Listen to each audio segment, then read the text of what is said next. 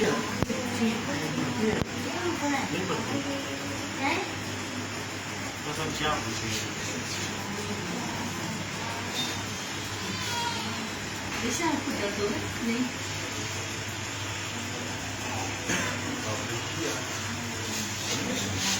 बगल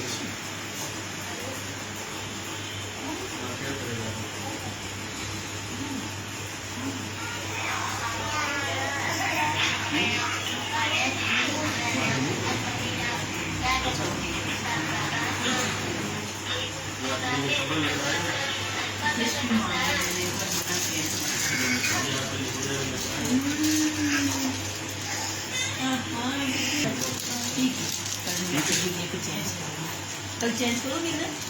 ठीक है कल आप चेंज नो थैंक यू नीचे अंकल को बोलो thank you Desin dayı mod dedi zaten. परेशान नहीं होना यार ठीक है डरना भी नहीं है